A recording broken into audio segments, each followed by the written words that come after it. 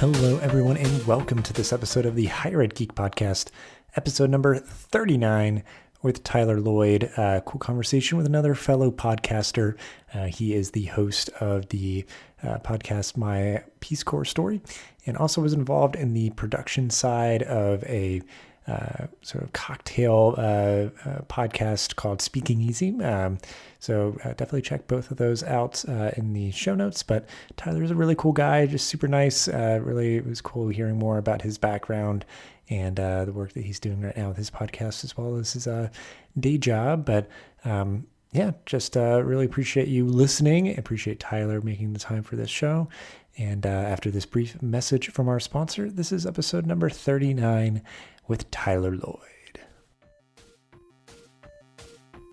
This episode of the Higher Ed Geek Podcast is brought to you by Top Hat, the teaching app that makes active learning come to life.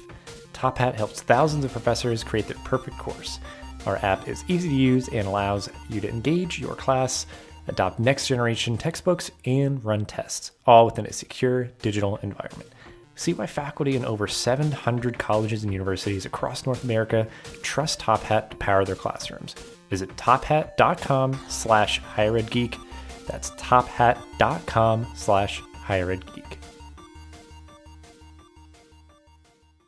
I'm not in we're kind of coming down from our busy period at work, and it was just random stuff coming up and other side projects, and I was just I just don't want to do the episode and be super frazzled or just 'cause I hadn't eaten anything either. I was just today I was losing the battle with that day in particular, but today's going a little smoother, as jam-packed as it is. So I'm excited to finally dig in and talk a little bit here.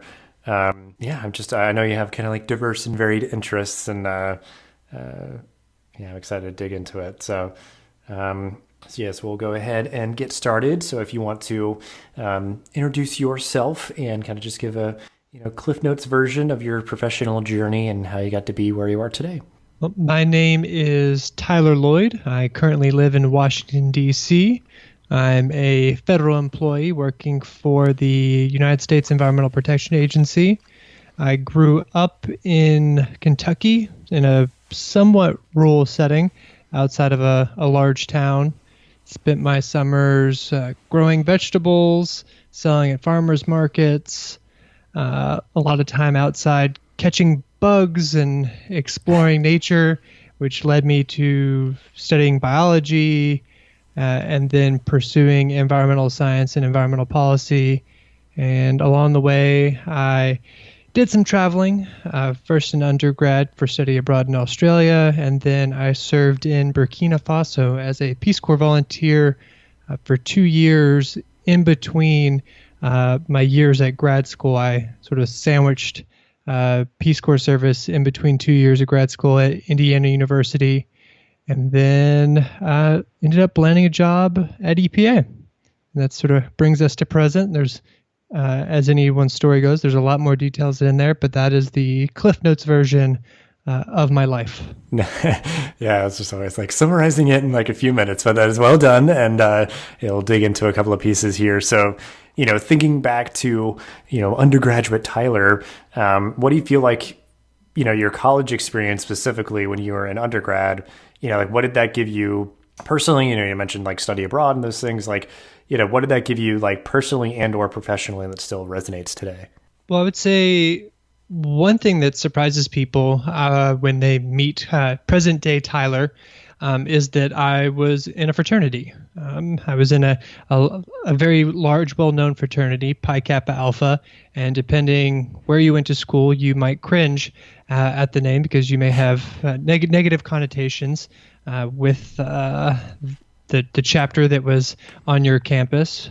But I do not regret the time that I spent with an amazing group of guys, and I think it really developed me as a leader. And it's not something that I ever considered doing when I went into school. I was sort of a textbook nerd growing up, not exactly fraternity material, but I dove into it for I don't know what reasons exactly, but I think it really fostered me as a leader, shaped my voice and gave me a lot of confidence in who I became. So that's, I guess, one unexpected thing from my undergrad that people, whenever it comes up, they can't believe, like, wait, you were in a fraternity? It's like, well, not only was I in a fraternity, I went to all the national leadership conferences and conventions.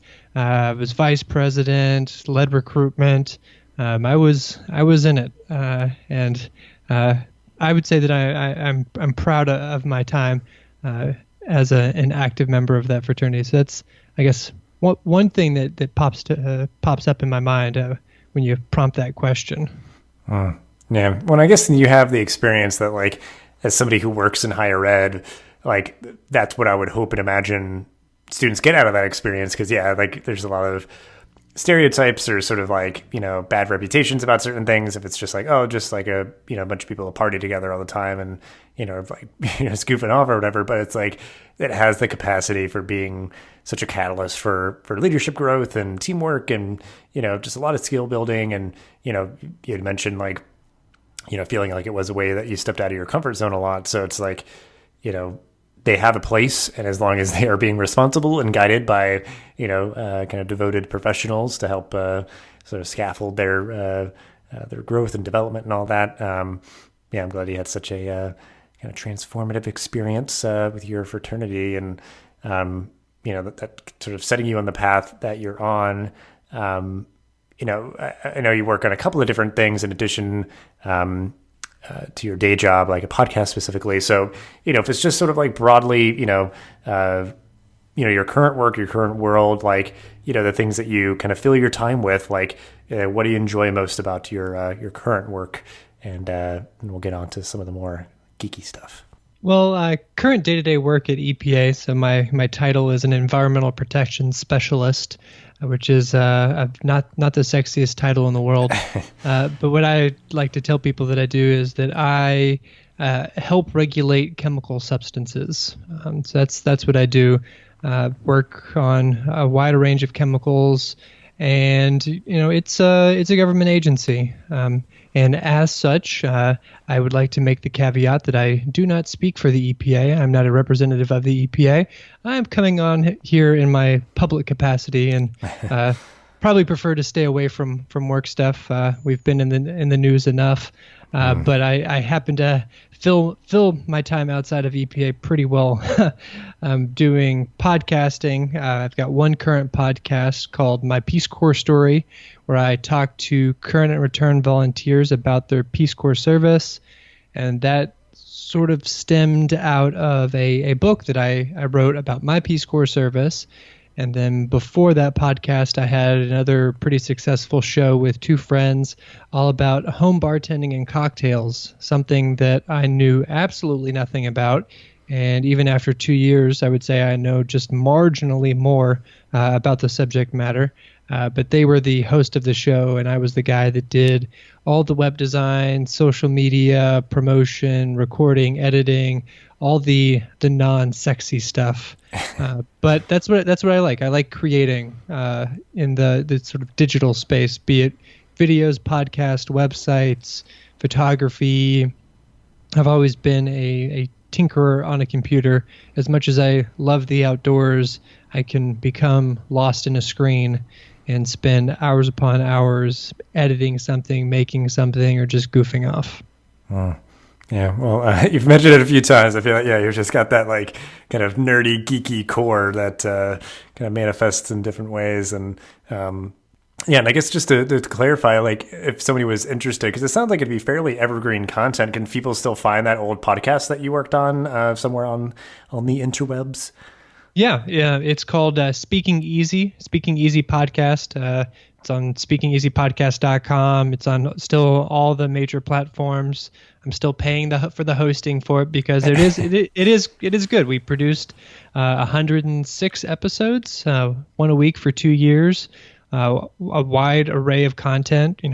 Got rave reviews, had a good following. But as things go, after doing it week in and week out for 2 years, it's kind of like, well, what are we doing here? And I would say that, like most groups that break up, we had some creative differences in where we wanted to take the project.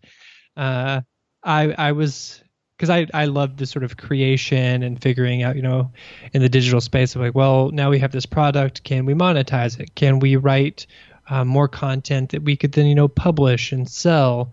Because then still while we were towards the end of it, that's when I published my book. And I wanted to, really try to turn it into a brand and a business. And the other guys just, they were, I guess I would call them purists. They liked making cocktails, hanging out, and that's fun too. I liked it too. But then that sort of comes it runs its course over so long. Right. Yeah. That's always tough. Yeah, because I think it's like if you get to those sort of decision points, it's like, okay, are we just going to keep doing this in perpetuity? And then like if you were trying to grow it, like what would be sort of required of us in terms of time commitment, resources, and those sort of things. So it's like, yeah, just I'm sure some of it to some people, whether it's subconscious or not, like, or conscious, like if they're very apparent where it's like, no, I'm not willing to take this risk or put in the investment. And to other people's, it might be subconscious where they're just like, yeah, if they're just kind of being purist about it or just, like, no, I'm okay with just how it's always been and I'm fine doing that forever, or I've done enough as a purist, like I don't need it to be any more than it is or something. Yeah, it's like complicated. Yeah, with that creative stuff, I've certainly, been there. And sometimes like I imagine, I guess for you, like the itch comes back if like, you're working on this show for a while, it ended, and then you're like, you know what, I'm just going to do my own show. Cause like that's where I was at, before I started this one, stopped for a while, came back, wanted to do my own thing. But, so yeah, we'll make sure to link out to all that stuff. But, so I guess you already mentioned, I guess, just your nerdy personality and, some of your interest from like schooling and, doing this like creative work and stuff. But I guess anything else sort of like kind of thematically that you geek out about. And I guess if you want to, recommend specific things, we always like to make space for that as well. But yeah, like what are you geeking out about currently? Is it anything new that you've discovered recently or stuff that you've always been into for a long time? Been trying to get back into photography. It's just trying to find the time for it, and I always geek out about that. Ever since I got my first camera, this little dinky point and shoot, I think in middle school, that I saved up for it after selling vegetables all summer at the farmer's market. And definitely don't take the greatest pictures. Sometimes I try to, be artistic, and it's just sad. But that's one thing that I'm geeking out about. And then bicycling, actually. I don't do it enough. I just moved to an apartment where it's now really easy for me to walk to work, and I get to walk across the National Mall and through these little gardens. So I end up walking much more now than I've been biking.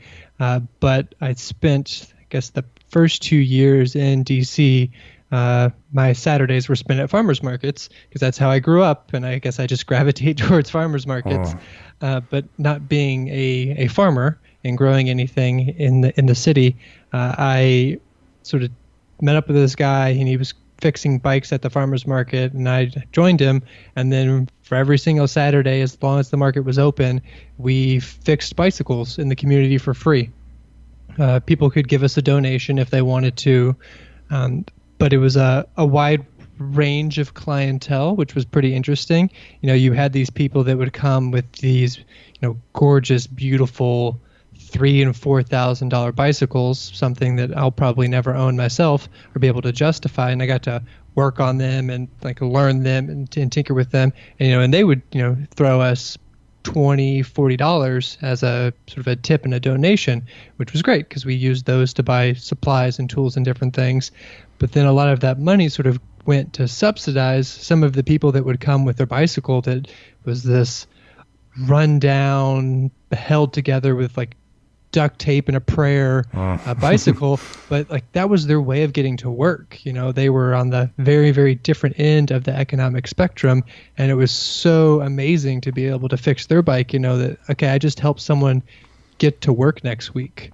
And that was, something that I absolutely loved and felt very rewarding because, working a 9-to-5 job in an office, sometimes it's very hard to see the fruits of my labor and don't get to do a lot with my hands and create, even when I'm creating online, I get to make a pretty web page, but you can't touch it. You can't feel it. But it was so rewarding to fix a bicycle and see someone, ride off on the thing that you just made work, which was, really cool. So I geek out about that stuff and trying to find ways to tinker. But since moving to a different apartment, now I'm like a 45-minute bike ride from that farmer's market, and I haven't decided yet if I want to commit to an hour-and-a-half commute every single Saturday to continue to do that. So I'm on the hunt for other opportunities where I can use my hands and do some good. Yeah, that's awesome. Well, because just that idea of like how our hobbies can positively contribute to our lives, like you're saying, like working with your hands and having these, creative endeavors that you're pursuing, like it's just, giving a lot to you personally, but then like, doing that and like working on people's bikes, like you said, it could just be like, oh, you're helping this person with their own hobby that is fulfilling and nourishing in their lives, but also like these people who, if they can't make it to work, they're losing their job, and it's like, crucial to their well-being. So it's just like a hugely, beneficial thing, just like, doing that, which it's like, like I'd probably tinker with stuff anyway. So it's like, I might as well, help people while I'm at it.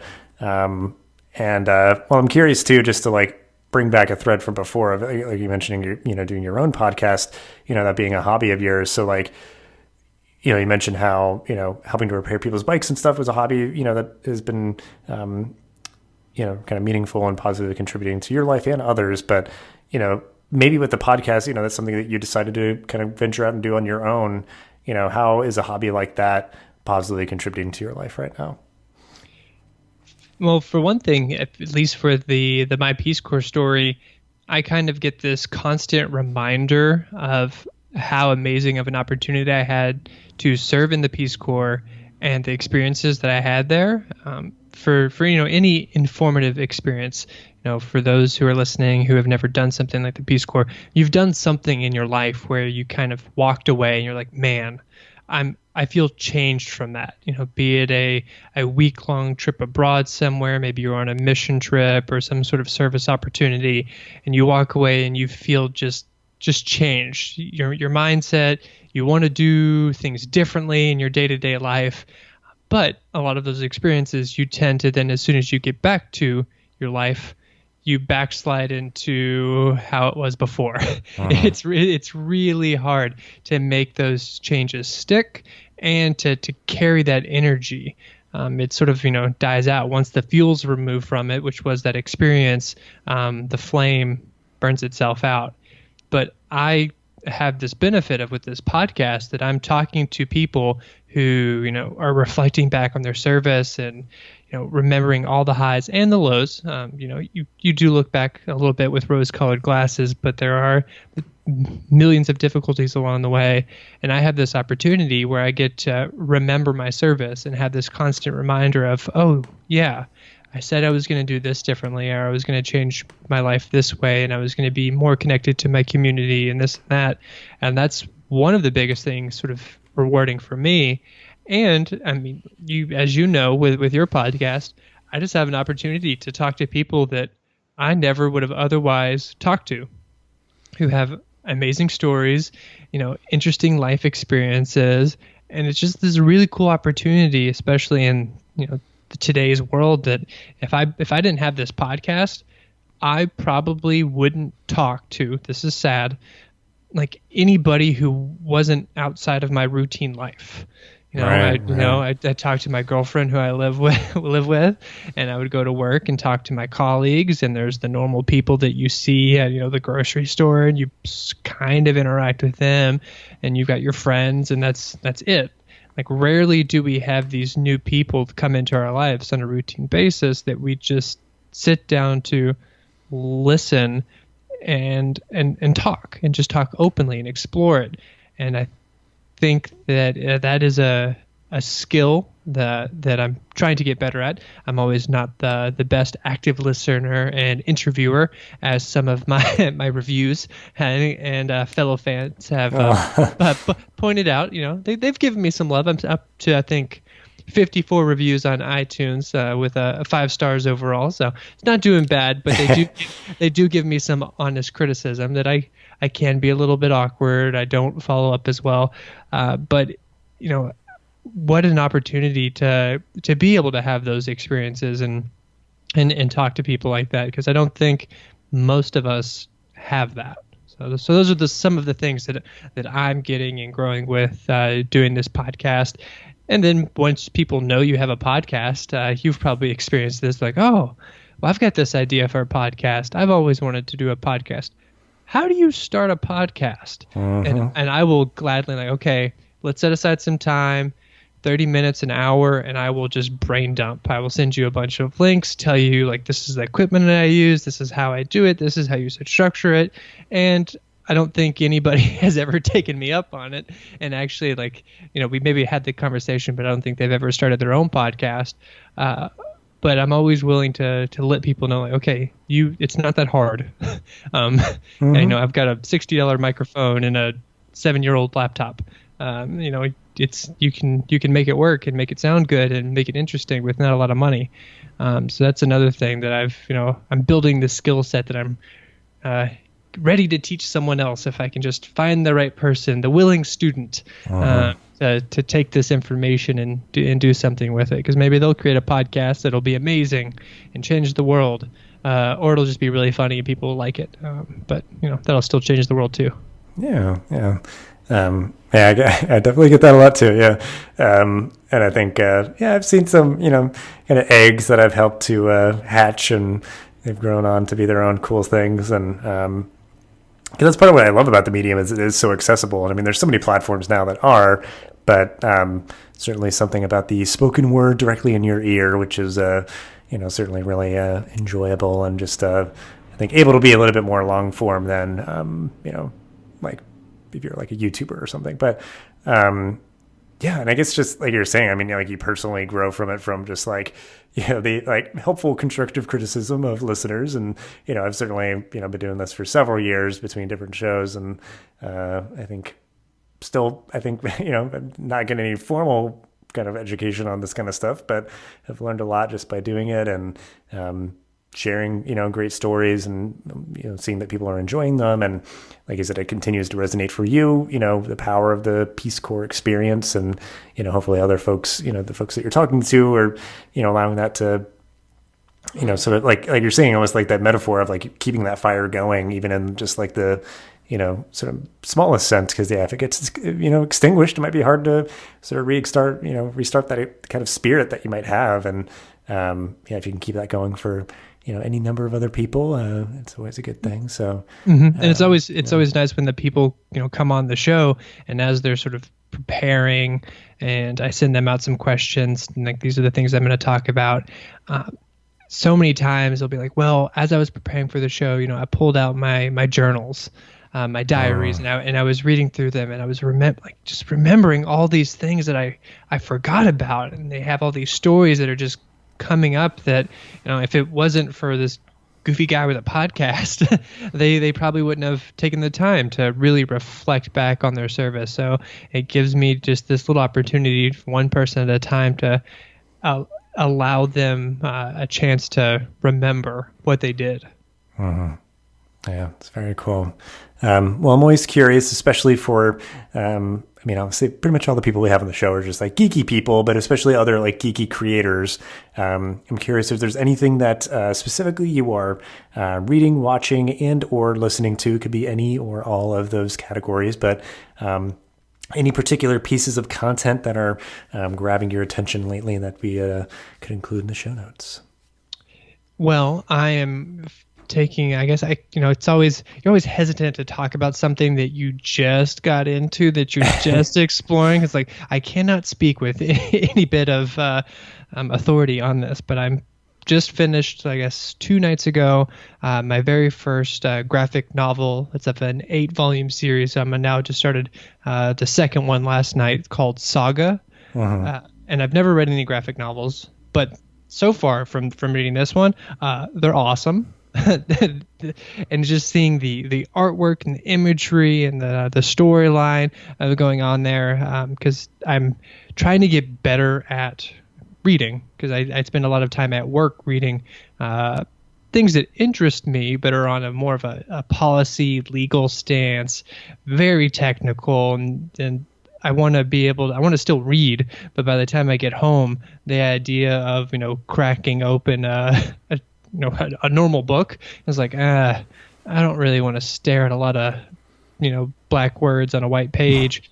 I definitely don't want to tackle anything that you would maybe consider to be like intellectual. I kind of want to turn my brain off or use my brain in a different way. So I'm trying to get into more reading in general. So I've started now exploring graphic novels as a way to read. It's definitely not the densest stuff, but it is so captivating of how you meld, the visual art and capture it all, and just this, I don't know, these little techniques of how they structure it and the different panes. And it's like watching an amazing movie, and it's so cool too, because as you're seeing it, it's like watching a movie, but you're giving them, like every other minute of it. And you get to let your imagination sort of fill in the gaps. So you get to create your own little nuance of how you create the scene in your imagination. At least that's how my mind works. So I've really been enjoying that and geeking out on graphic novels as of the past week and a half. No, yeah, that's great. I mean, and I think like I've been reading some stuff about how like comic books and stuff are, I think, they're lagging behind the kind of continued, and I think we've certainly reached peak TV, and we're kind of riding it down from that, that peak. But, comic books have lagged behind that a little bit because it's, as many other things are, it's, the two big players, DC and Marvel, and, some other independent folks. But, they're almost like pushing people to movies and TV too well. People aren't reading the actual core material. But then, like, my understanding of something like Saga, I believe, is from one of the independent publishers, but there's so many great stories, and like, if you want more of like a visual element, that medium is certainly experiencing its own sort of like, and again, this is my impression because similarly, it's not something that I've delved super deep into, but I know people that are like, publishing their own graphic novels, and just like they're independent artists and just creating their art and sharing it out with the world and self-publishing, if it's digital or paper or whatever. And it's just another platform to tell great stories just in a different way. And, it's because I tend to get, at least maybe a couple of times a year, like, especially as like gifts and stuff, people will give me different like trade paperbacks of like Spider-Man or something. Cause like, yes, I will consume any and all like Spider-Man stuff that I can get my hands on. Yeah, I'm glad that you are enjoying that Saga series so far. So we'll include that in the show notes if folks want to kind of follow along with you. But we will wrap up the episode here on our classic optimistic note. So what is something or things that you are looking forward to in your job, life, and or the world? So it can be any of those categories or all of those categories if you want to go to like each of them or but just something that you're looking forward to. Well, I just moved into a new apartment as of 2 weeks ago, maybe we're on week 3 right now. And I have a space within my apartment, our den, where I've got a desk actually set up. So this is the first time in many, many years where I actually have a formal space, rather than just putting my laptop on a kitchen table or sitting it on the floor while I'm creating and doing stuff. This is the first time in a very, very long time, maybe since undergrad, where I've had a desk. I've always been creating and doing stuff, but it's been in a very sort of nomadic, haphazard sense. So I'm really excited to have a desk, to have a space, and hopefully that'll cause me to be a little bit more creative and start to do more rather than coming home and I have a space where I can sort of start to train myself to put down my backpack, maybe eat, but then go sit down in a workspace and condition myself to start using that more. So that's one thing that I'm really excited about. And I am living with my girlfriend now, so she is my new roommate. Excited about that as we've been decorating our apartment. And figuring out the nuances of living with one another, our likes and dislikes that you don't get to know about unless you actually live with a person. All those little minor things. So excited about my desk, my new roommate, and there's actually a lot of up and coming opportunities with my outside projects that I can't speak about just yet, but I am very excited for them. It seems like after years of work, it seems like it might be paying off. But I think a lot of people always feel like maybe it's always about to it's always about to pay off. But I think now I'm a little bit closer, and being able to have some pretty cool opportunities given all the work that I've done for free on my own free time, just because I love and enjoy it. And maybe it'll actually turn into some actual income, which would be cool. And so very, very excited for that as well. And then I'll have this lovely new desk space to work at to earn those dollars. But even if it doesn't, I still like the creating. I'm not doing it to make money. And just something to do. Yeah. Well, because that's what I love highlighting in this show is just the way that people's sort of side projects and hobbies and things can be fulfilling, even if it's not income. It's just a way to keep busy, a way to work with our hands, a way to just contribute something to the world. Because sometimes it's if you were maybe this is a tip of the hat to the purists or something from your previous show, but sometimes if you're trying to monetize something, it can kind of tarnish it. But on the other hand, like you're saying, if there's something that you're working on that could only really fully realize its potential by getting the resources to augment it and grow it or whatever, it's yes, let's go for it. And me, I've been podcasting for a long time, and I'm just now getting to the point where it's starting to get some return. But it's if nothing else, I can sleep soundly at night that I know I've not been wasting my time, because it's there's a bunch of people listening that I know are enjoying it and they tell me so. And it's cool. All right. I can stake my claim on that. And it's but it is my creative efforts are worth something. So, hopefully I can kind of, subsidize it a little bit. But besides all of that, I think it definitely connects with me. I just moved into this apartment, 6 months ago as of the recording of this episode. And it is just wild how much a different physical space can have such a positive impact, where it's just if you kind of go with the feng shui kind of thing, like you're saying, it's a dedicated workspace to really be productive and to kind of separate that and close it off if you're just trying to relax, or, if you just need privacy or whatever. It's just dedicated space. Cause I have a space now that I continue to try to retrofit to be, a positive space to record and to do all the other stuff that I work on, and, just not feel like I'm being in the way or anything like that. But yeah, I mean, obviously for a lot of the stuff that you mentioned, the details about, this new living arrangement, a lot of different positive aspects to it for you. So happy to hear that is something that you're looking forward to kind of continually blossoming for you. All good stuff that we've talked about here. Appreciate you sharing all that you did. And like I said, we'll include everything that we talked about in this episode in the show notes. So just really appreciate your time, and just have a good rest of your week.